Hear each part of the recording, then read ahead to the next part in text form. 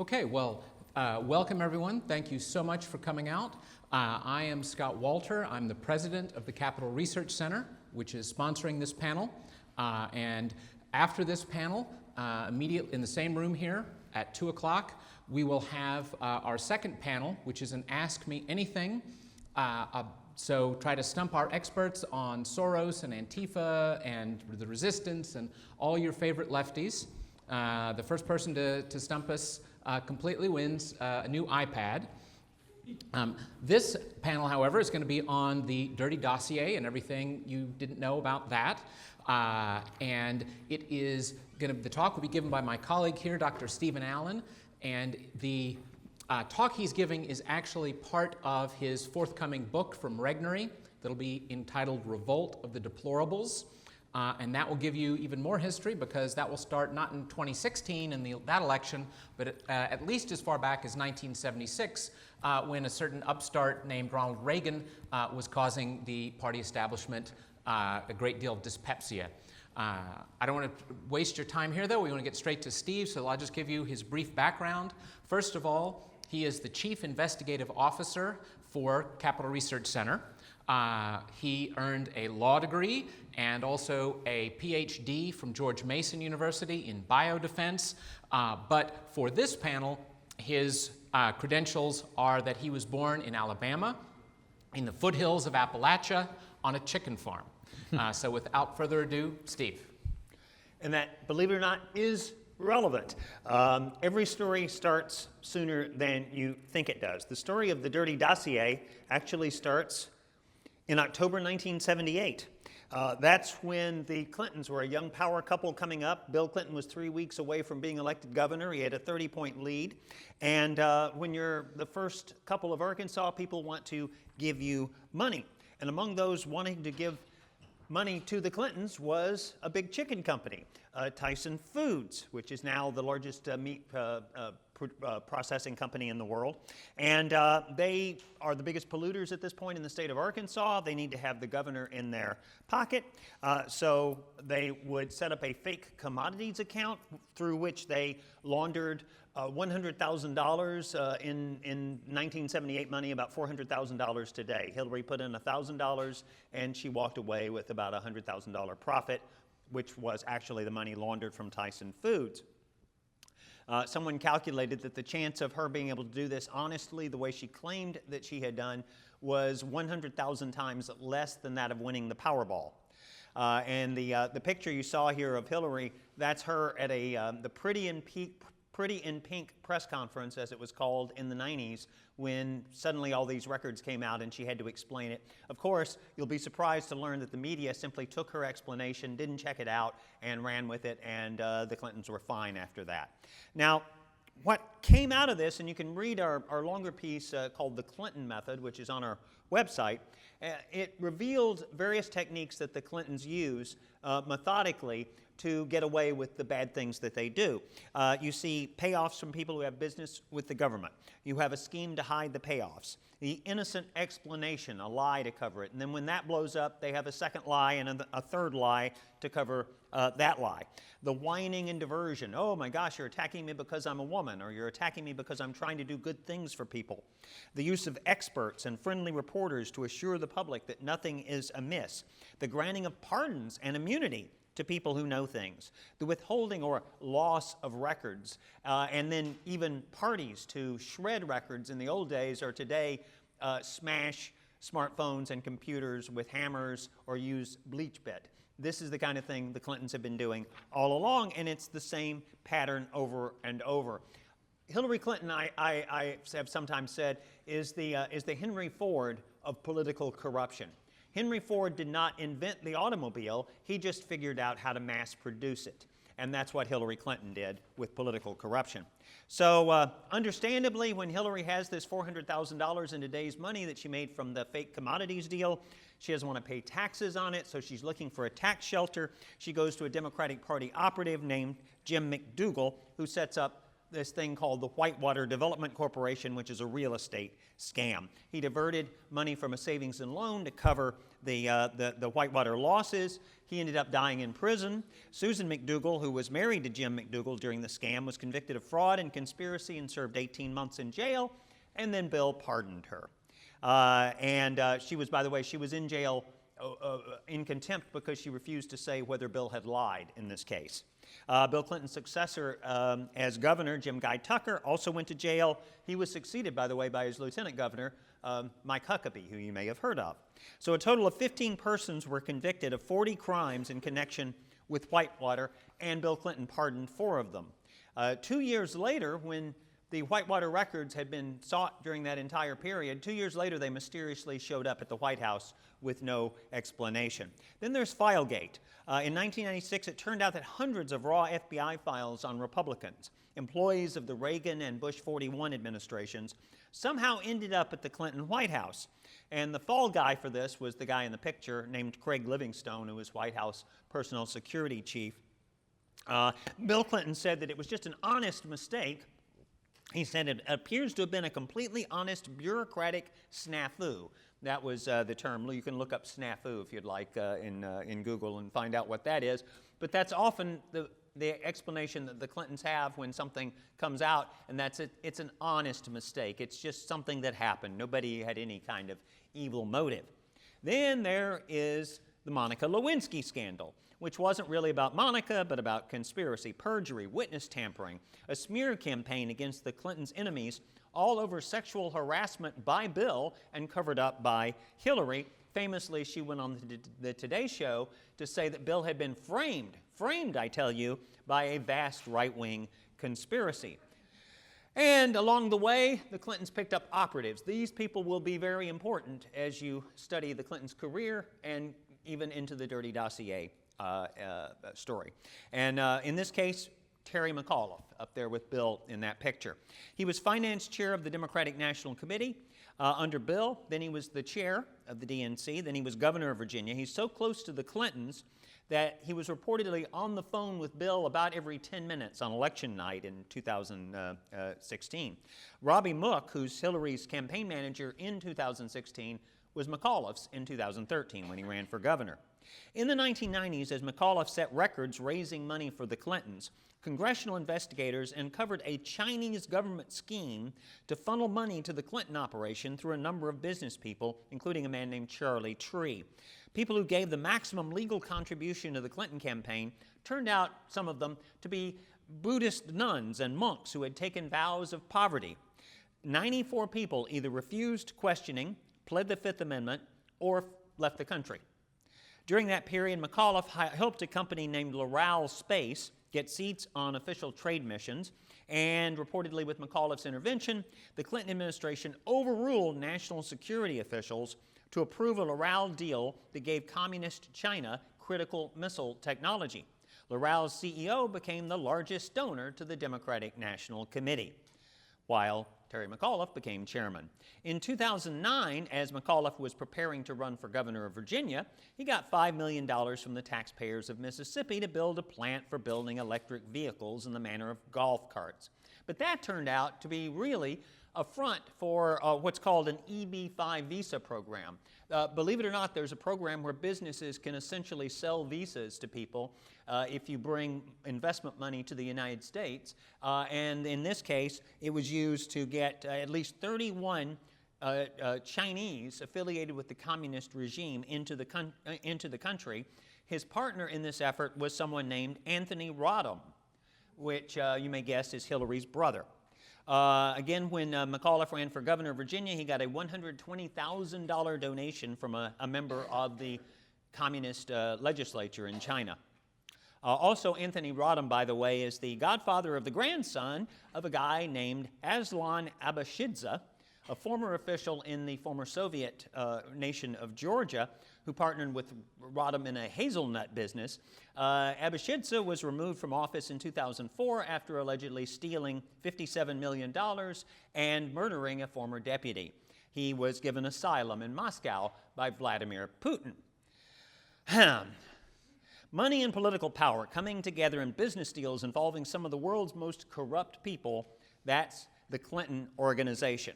And of course, McAuliffe funneled almost $700,000 to the state Senate race of Jill McCabe, the wife of Andrew McCabe, who we will hear about here in a moment. At the end of his time in office, Bill Clinton issued a number of pardons and commutations that were controversial.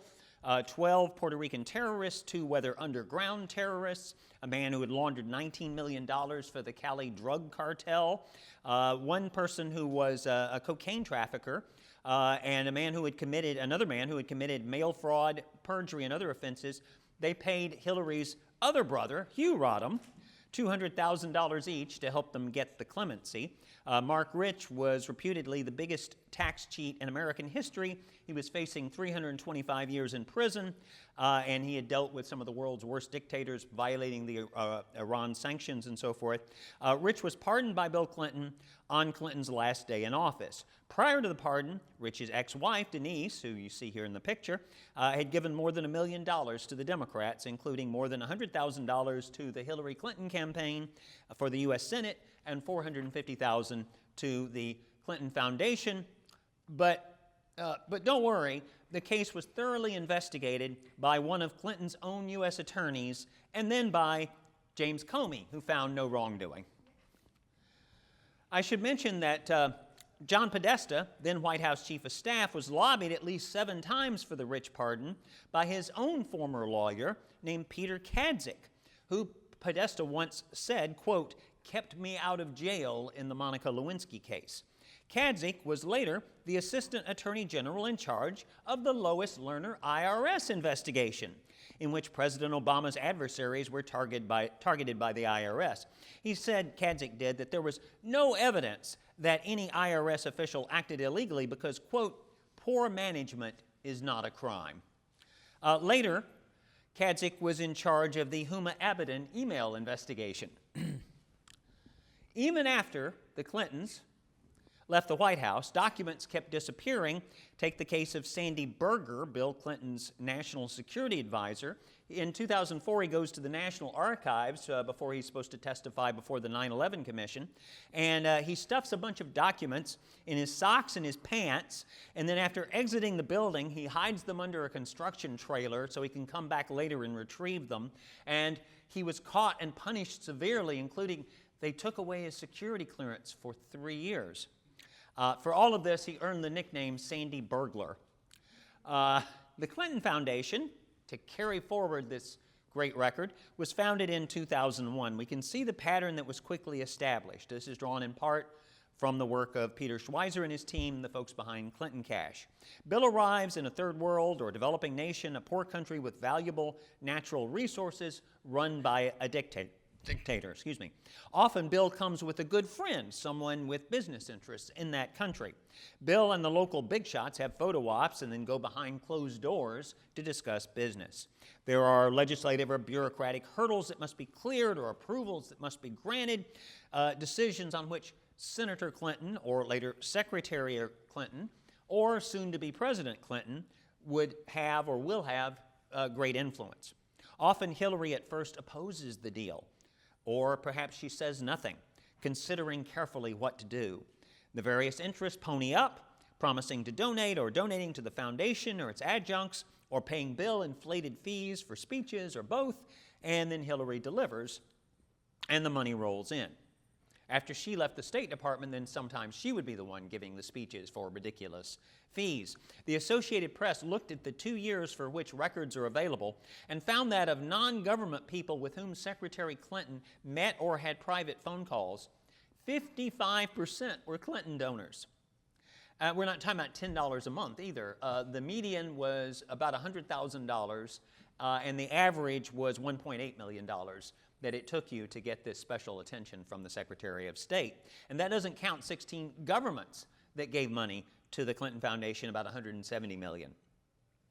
The Clinton Foundation signed an agreement with the Obama White House to disclose its donors as a condition for her becoming Secretary of State, but the the Bloomberg News Service found that some 1,100 were undisclosed donors and foreign donors, and the Boston Globe found even more.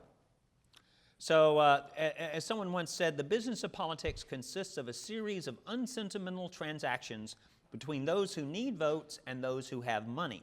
It is a world where every quid has its quo. Who said that? The head of Tyson Foods, who got Hillary the commodities deal. Now, there are several examples of the Clinton method. Some involve the Sultan of Brunei, who said he considered himself a family member of Bill. They wanted to have a family dinner with the Clintons. I mean, it's just so sweet. The guy who, like, kills gay people and impresses women. And then there's Bill's $500,000 for a 90-minute speech sponsored by Renaissance Capital, which pushed for the Uranium One deal. Officers of the KGB or the FSB at Renaissance Capital included the executive director, the deputy general director, the former vice president, and the fellow who was head of security when he was indicted in the U.S. last year. So let's look at the Uranium One case. Bill Clinton travels to Kazakhstan, where the dictator Nazarbayev tortures opponents and promotes human trafficking. Kazakhstan has the world's richest uranium deposits. Bill flies there with Frank Justra, a Canadian businessman who has a company that is interested in buying uranium. During the three-day bash, Bill effectively endorses Kazakhstan as the head of the Organization for Security and Cooperation in Europe. Justra, to the shock of the mining industry, gets his deal. Kazakhstan gets the OSCE chair. And then the foundation gets $145 million from people who had a stake in the uranium deal. It's a win-win for all concerned, especially when Russia's state energy company gets control of Uranium One and 20% of U.S. uranium, which has to be approved by CFIUS, the Committee on Foreign Investment in the United States, which is supposed to prevent us from losing technology and strategic minerals to the bad guys. But Hillary Clinton was on that, so no problem. That was approved even though the FBI, under Robert Mueller at the time, had an informant in the deal who reported widespread extortion, bribery, and other forms of corruption. So, what's with the Hillary emails? Now, think of the risk that Hillary took with regard to national security when she put her emails on her homegrown server in her basement. Mike Flynn, former head of the Defense Intelligence Agency, in 2015 said the odds were very high, likely, that Russia and other countries would break in. And that was agreed to by former Deputy CIA Director Mike Morrell. Others who discussed the likelihood of Hillary's emails falling into Russian hands back in 2015 included Larry Kudlow, the economist and columnist, Sean Hannity, K.T. McFarlane, who was then with Fox News. In January 2016, former Secretary of Defense Robert Gates said he agreed on the odds of the Russians and the Chinese, etc., getting the emails.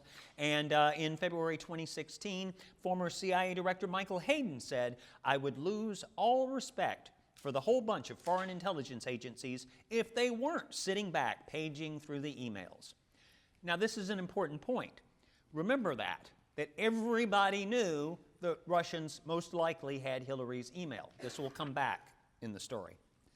So why would Hillary take that chance? Because she had a lot to hide and because the Obama administration would look the other way. Government officials are supposed to preserve their documents. When they have communications, those are supposed to be kept for purposes of the Freedom of Information Act, for Congress to see, and various other totally proper requests for information. But there's Lois Lerner, who ran the IRS effort against the Tea Party movement. Her laptop crashed and everything was lost. What about the backups, according to an Inspector General report? When perhaps 24,000 emails went missing, the IRS didn't look at the two sources of backup tapes. And the IRS Media Management Midnight Unit, located in Martinsburg, West Virginia, magnetically erased 422 backup tapes despite an agency-wide order to preserve them and a congressional subpoena. At the EPA, the Region 8 administrator was forced to resign after he was caught conducting government business through an email account with an environmentalist group. Lisa Jackson, she's in the middle, the EPA administrator, got caught using a fake account in the name of Richard Windsor, named after her dog and her hometown. Richard Windsor, despite never existing, was awarded 6 EPA certifications in cybersecurity and ethics. Jackson's successor as EPA administrator, Gina McCarthy, simply deleted each and every one of thousands of text messages she sent on her EPA phone, claiming they were all personal. That includes the ones she could be seen sending while seated at congressional hearings. At the Justice Department, Attorney General Loretta Lynch used for her fake email account the name of her grandmother, and her predecessor, Eric Holder, used Lou Alcindor. Anyone know that? That's Kareem Abdul-Jabbar. That's his original name. Now, in fact, it seems that word went out to everyone in the Obama administration that you don't have to follow the law requiring that messages be preserved. That's not right-wing conspiracy theory. That's from, for example, this exchange between the FBI lovebirds, Peter Strzok and Lisa Page. Page said the FBI's technology director was proposing that we just stop following the procedures. OMB told them to capture text, but gosh, quote, we're the only organization I'm told that's following the rule. The point is, if no one else is doing it, why should we? There's an Inspector General report that says everyone is failing, so why not just join in the failure? Hillary Clinton stole 66,000 government documents, destroyed roughly half of them, and confessed to the acts involved. I think people are a little confused because it's email, and they sort of think it's magic or something, it's somehow different. The way to think of it is, imagine if Hillary had pulled up a big U-Haul to the State Department, loaded it with State Department documents, and stored the documents in filing cabinets in her basement. Now, we wouldn't be talking about Hillary's filing cabinet scandal, or how she had improperly used filing cabinets. We'd be talking about how she stole 66,000 documents, because that's what she did. But in the email case, James Comey was not about to take on Hillary Clinton. The Clintons always make sure that their people are in place in the Justice Department and the intelligence agencies to protect the Clintons and to go after their enemies. Let's talk about Russia. The Clinton-Obama policy, for the most part, leaned heavily in Russia's favor. Remember the reset button that Hillary presented that was actually mistranslated, actually said overcharged on it, and that got a big laugh from the Russians. And then there was President Obama telling the sidekick of Vladimir Putin, just tell Vladimir that after the election's over, I'll be more flexible. I'll be able to, and there's, by the way, if you haven't read the whole transcript, there's a longer transcript of this hot mic incident that's even more incriminating than the part that you may have heard. And then there's Obama with Mitt Romney, when Mitt Romney said that he thought Putin was the greatest geopolitical threat to the United States, and Obama says, well, the 80s called and they want their foreign policy back.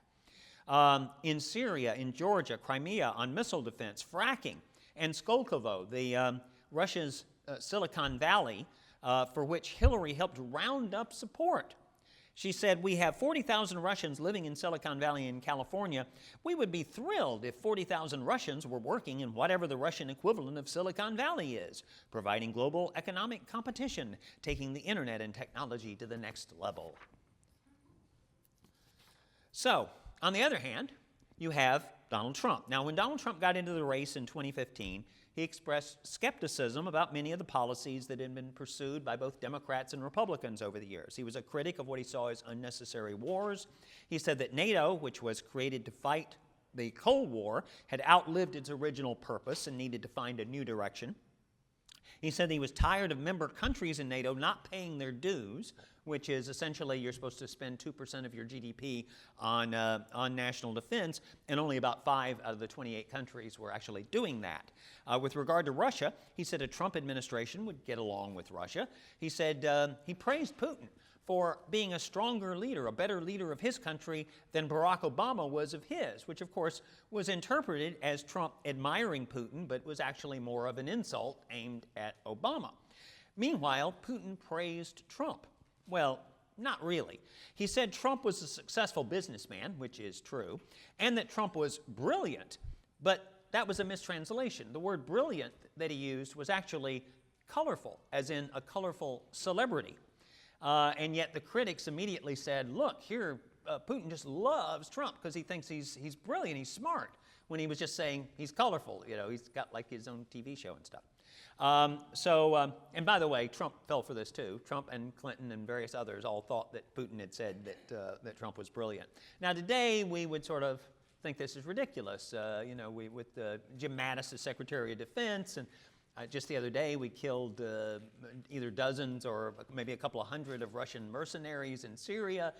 Nobody right now in their right mind thinks that we have any kind of soft on Russia policy, but that's where the panic came from. There were people who said, oh my gosh, Trump is going to get rid of NATO, and we're not going to have our commitment to our allies and so forth. And that started the thinking that led to the Dirty Dossier. So let's walk through the events that led to it. March 7th, 2015, 5 days after the email scandal breaks, Governor Terry McAuliffe meets with Andrew McCabe of the FBI and his wife Jill, who's running for the state Senate. March 12th, Mrs. McCabe announces her candidacy, running against State Senator Dick Black, a top conservative in Virginia. She would get $467,500 from McAuliffe's PAC, totaling almost $700,000 from that PAC and from Democratic funds controlled by McAuliffe. February 1st, she lost, by the way. February 1st, 2016, Andrew McCabe becomes Deputy Director of the FBI. July 10th, 2015, the FBI opens an investigation into Hillary's emails. August 2015, there's a joint agreement between the Clinton campaign and the Democratic National Committee that gives the Clinton campaign effective control of the DNC, including veto power over hiring. Basically, the fix is in. Hillary is essentially declared the nominee, and the campaign hasn't even really started. Around October 2015, Fusion GPS enters the picture. Here's how. The Washington Free Beacon, website primarily funded by Republican donor Paul Singer, who's supporting Marco Rubio. It's edited by Matthew Continetti, Bill Kristol's son-in-law. And the Free Beacon hires Fusion GPS to conduct opposition research on primarily Donald Trump. This funding would continue until Trump was the presumptive nominee, which was on May 3rd of 2016. So after the funding is cut off from the Republican sources, then it's taken over by Perkins Coie. This is one of the most well-connected law firms in the country with current or former clients that include Microsoft, Google, Amazon, Starbucks. It represented Al Franken when he stole that 2008 Senate race. Bob Bauer, who headed its political practice, right there, was White House counsel for President Obama. And he's married to Anita Dunn, the former White House communications director, who famously said that her two favorite political philosophers were Mother Teresa and Chairman Mao. Bauer was followed in his position at Perkins Coie by Mark Elias. Now get this, according to Donna Brazil, who ran the DNC during the fall campaign, Mark Elias received a copy of that operating agreement that effectively gave the Clinton campaign control of the Democratic Party. He received it when it was signed. That was in August 2015, again, 5 months before the first contest between Hillary and Bernie, thus utterly unethical. While Perkins Coie was representing the DNC, it also represented the Sanders campaign. Now, WikiLeaks, right before the Democratic National Convention, revealed that the party bureaucracy was backing Hillary when it was supposed to be neutral. When the story came out, 5 top officials at the DNC, including the chairman, resigned. Basically, Hillary stole the nomination.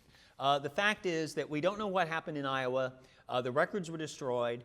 This is not crazy conspiracy theory. If you think back to 2012, Mitt Romney was declared the winner in Iowa because it was so chaotic. It turned out later that Rick Santorum had won.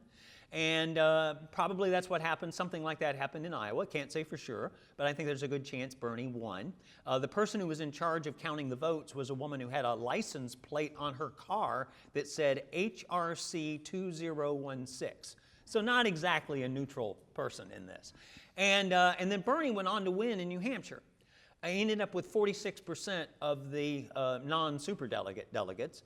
And I think if he had won in Iowa and then won in New Hampshire, then maybe he wouldn't have been the nominee, but another Democrat would have gotten in the race because they would have had to save the party from the prospect of Bernie being the nominee. So Hillary most likely would not have won the nomination if she had lost in Iowa, from what we know now, and there's a good chance that she actually did lose in Iowa, and that the party, putting its thumb on the scales, had made the difference.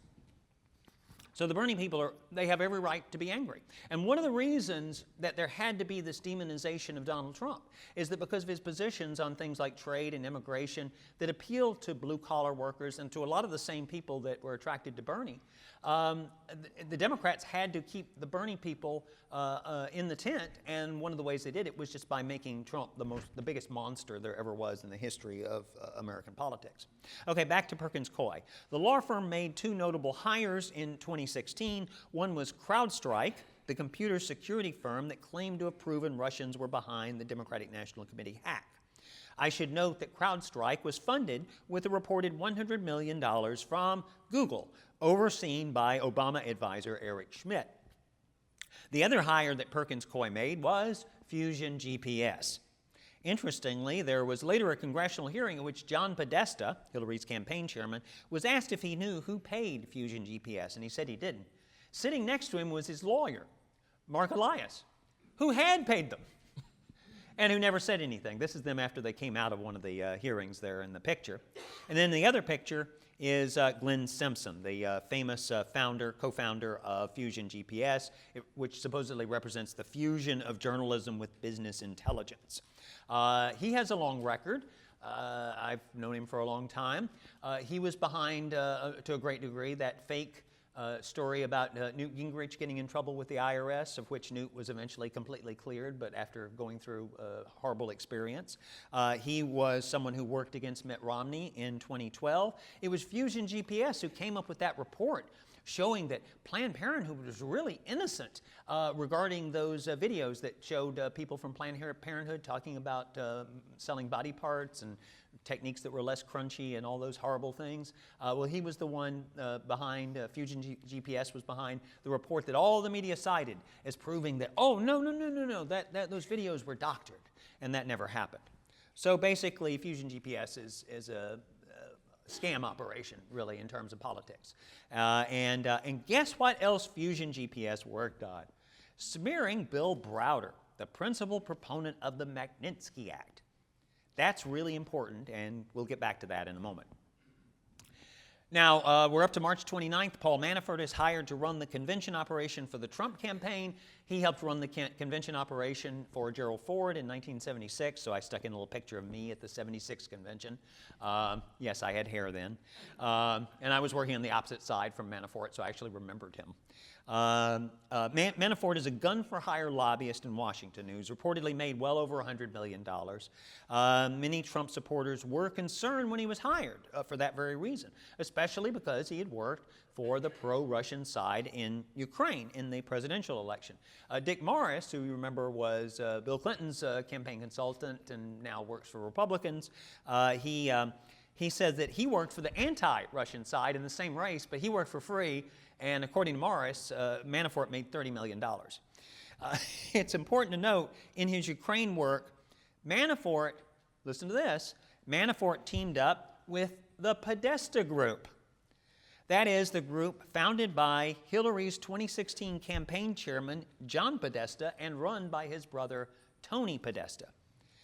In 2017, the Manafort indictment for his involvement, not registering as a foreign agent, that sort of thing, would be specific that Manafort worked with the Podesta Group. It's in the indictment as Company B and Company C, the two other companies, one of which was run by a famous never-Trumper as well.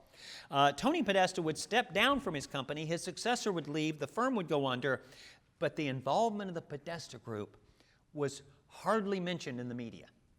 Why not? Because if you're selling the idea that this is the connection, that this proves the connection between the Trump campaign and the Russians. But Manafort, in doing this, was working with Hillary's campaign manager. It kind of makes it hard to sell that version of the story. Fusion GPS has paid an estimated $1.2 million for its research on Trump. It engages Orbis Business Intelligence. Their guy is a former British spy named Christopher Steele.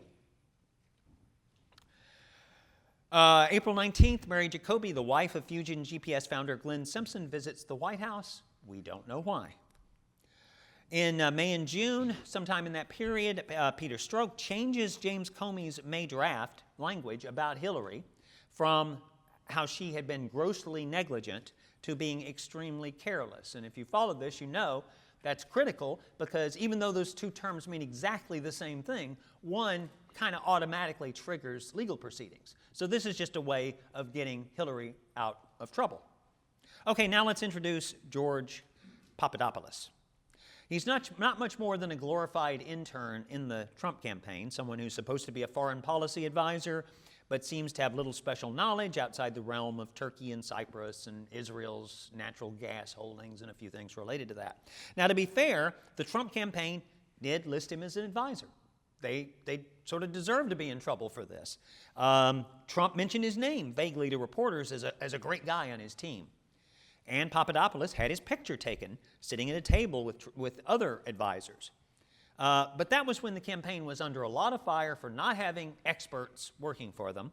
And frankly, they had a hard time getting people to sign up because experts knew if you signed up with the Trump campaign, of course he was going to lose, so you would be humiliated, and you would probably never work in Washington again. So they had a really hard time. Unless people were tenured or something like that, they were not going to go to work for the Trump campaign, and maybe even then. In fact, by the end of the campaign, there were only 174 academics and writers who endorsed Trump in the whole country.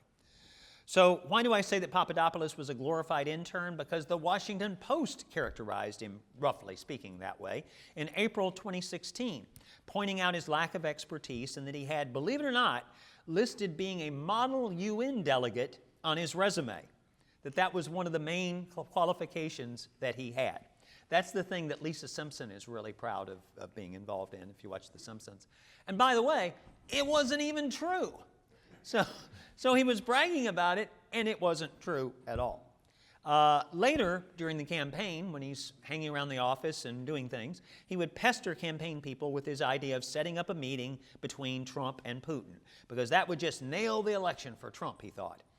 And they kept telling him to forget it, don't associate the campaign with this crazy idea. He went off to meet with Russian contacts nonetheless, and eventually pled guilty to the FBI pled guilty for lying to the FBI about those contacts. But here's one of the critical moments, because this, when the word came out that the Carter Page, the problems with Carter Page's FISA warrant, which we'll get to in a minute, the New York Times went and said, no. That wasn't when the investigation of the Trump campaign started. It was earlier.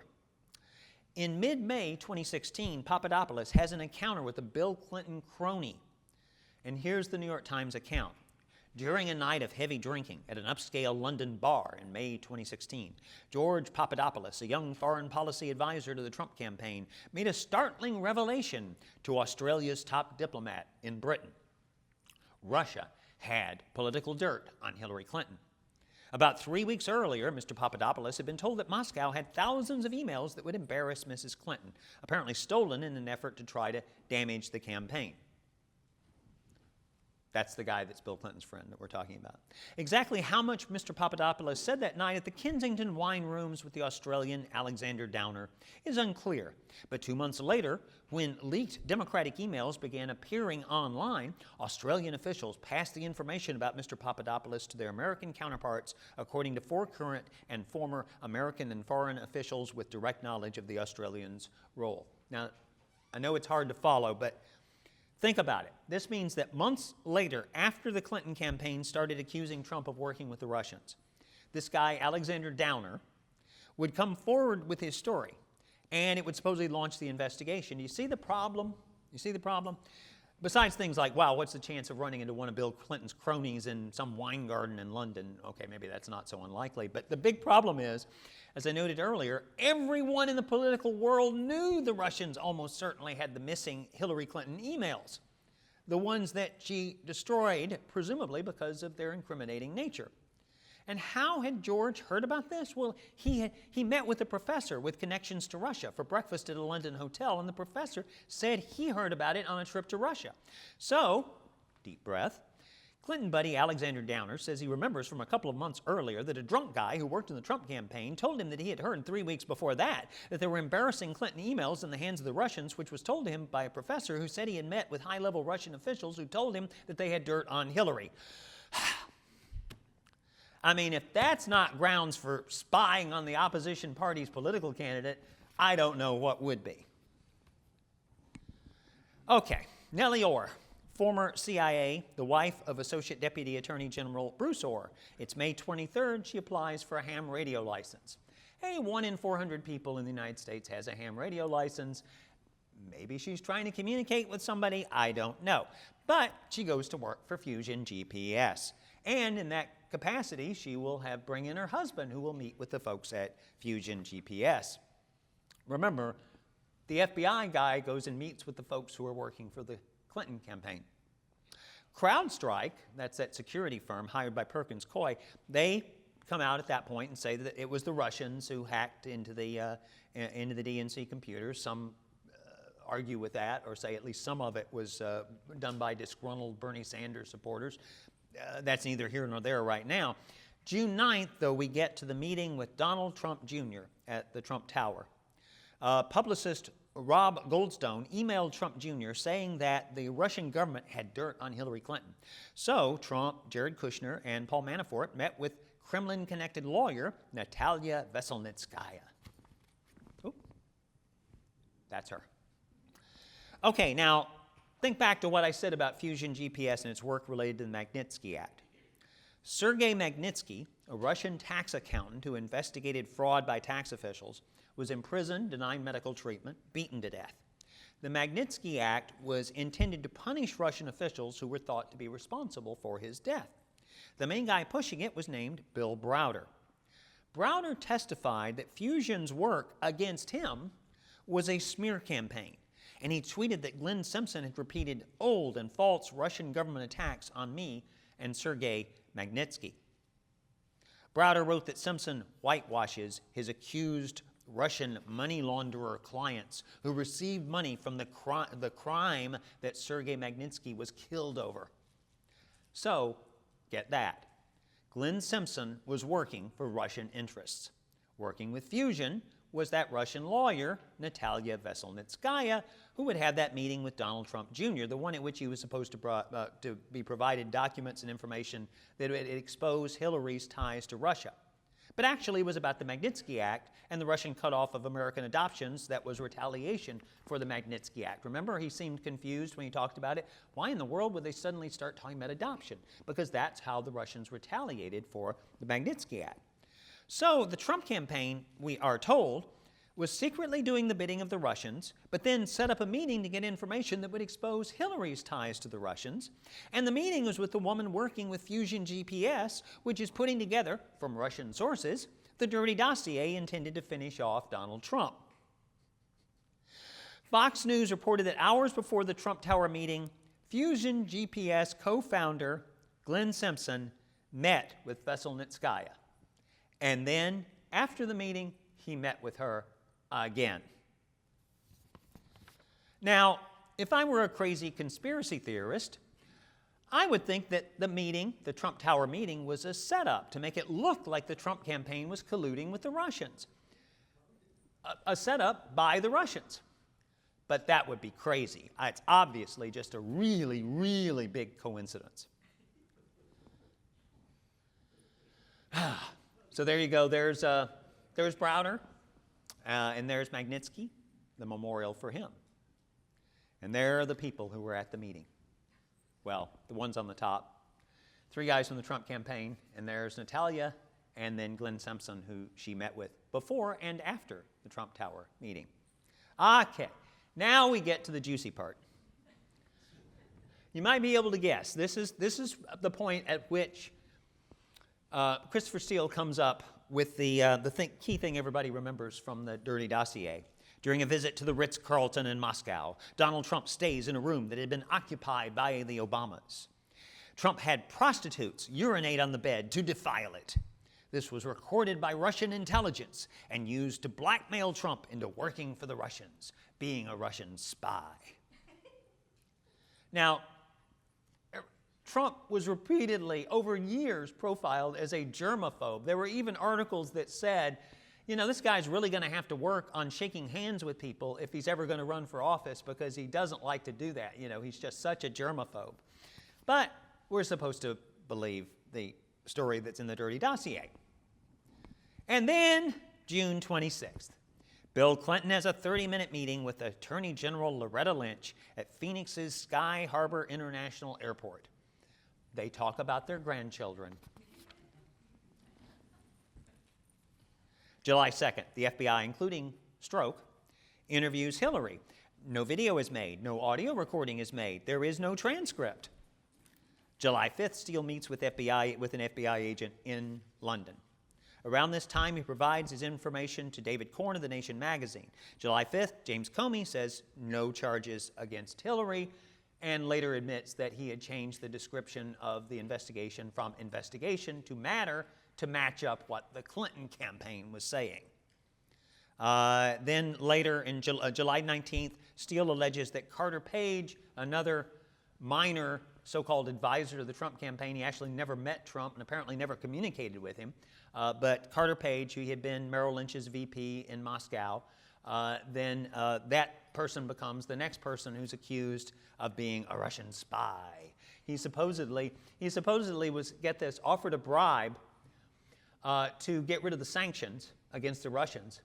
And the bribe was a brokerage fee on an $11 billion transaction. So this was a bribe somewhere in the neighborhood of $1 billion to this guy who essentially no one ever heard of. And that makes perfect sense. Okay, Donald Trump goes to the convention, and he's asked about Hillary's emails. And he says, Russia, if you're listening, this is Donald Trump holding a press conference during the Democratic convention to sort of step on their publicity, I should say. He says, Russia, if you're listening, I hope you're able to find the 30,000 emails that are missing. I think you'll probably be rewarded mightily by our press. You could not be more sarcastic than for Donald Trump to say the press would be glad to have Hillary's emails, right?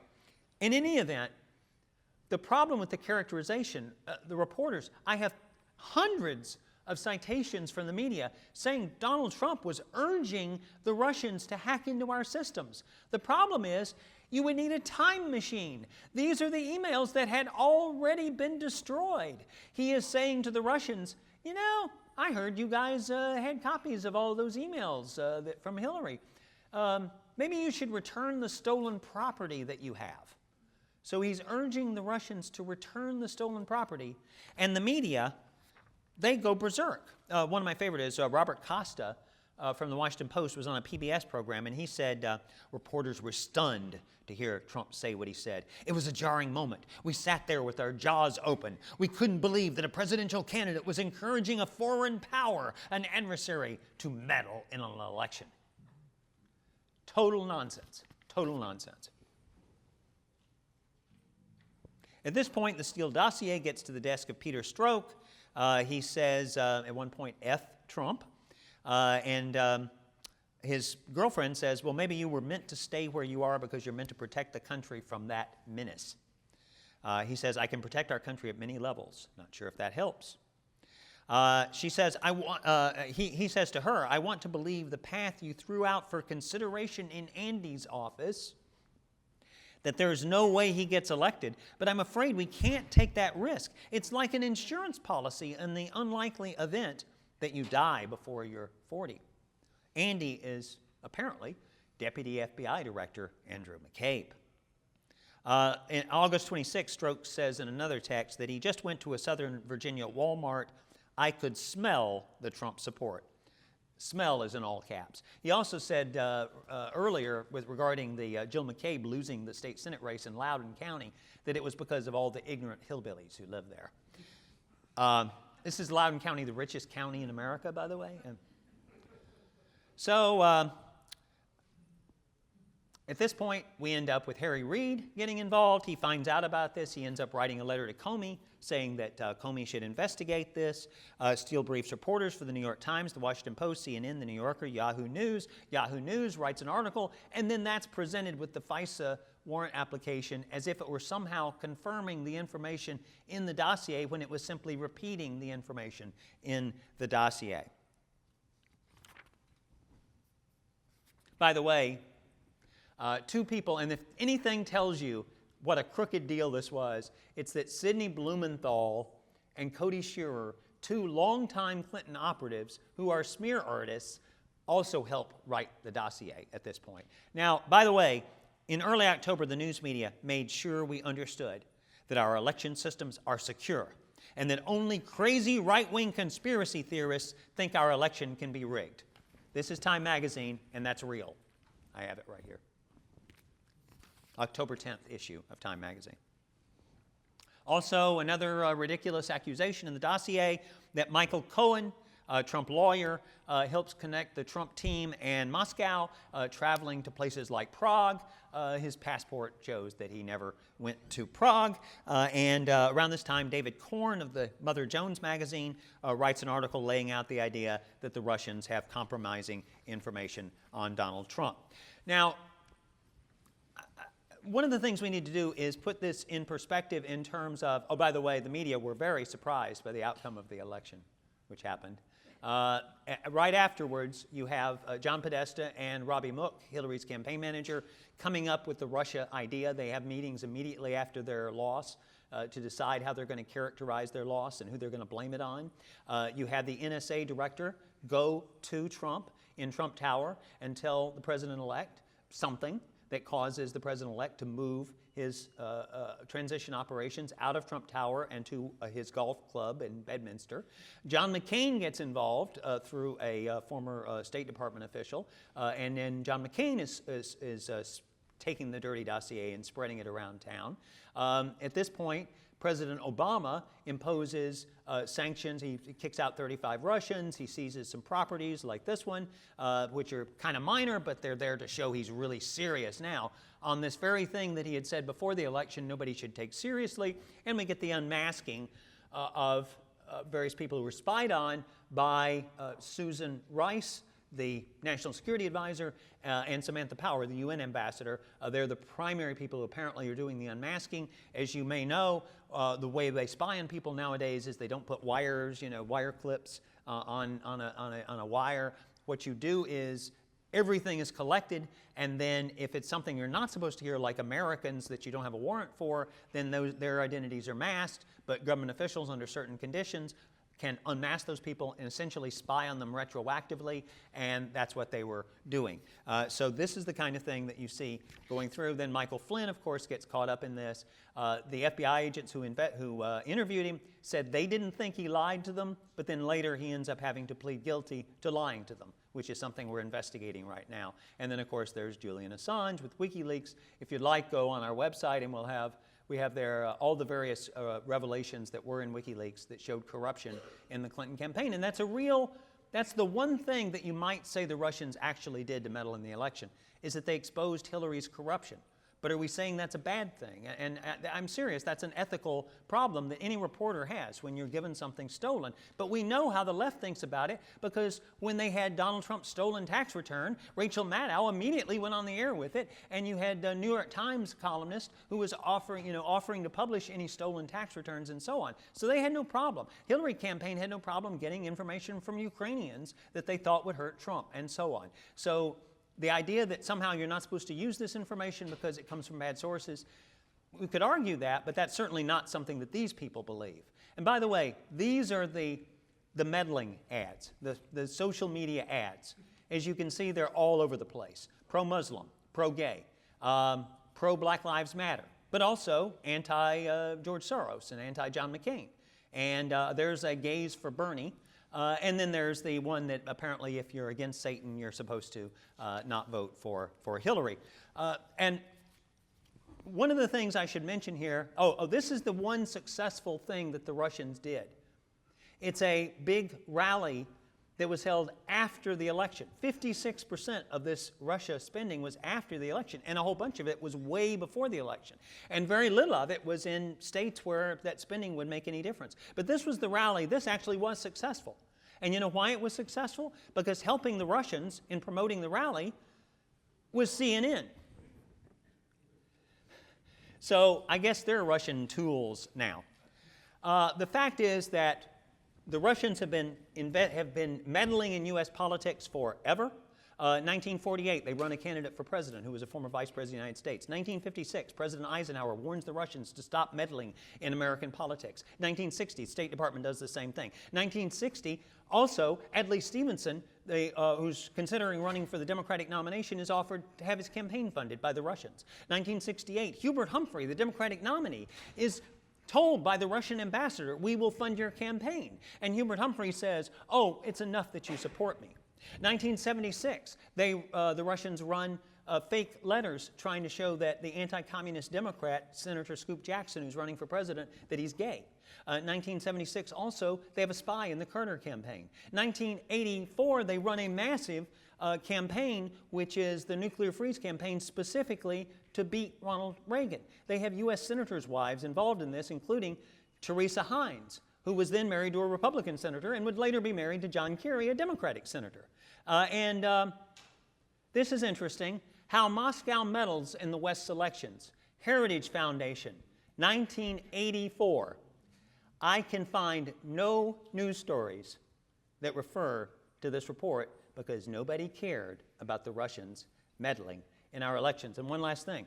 Angela Davis, who was the Russians' candidate for vice president on the Communist Party ticket in 1980 and 1984, with Gus Hall as the presidential candidate, guess who, she was an honored guest at the big anti-Trump rally they had the day after the inauguration, because I guess we don't really have a problem with Russia meddling. And guess who voted for her in the 1980 election and for her running mate? John Brennan, the CIA director under Barack Obama.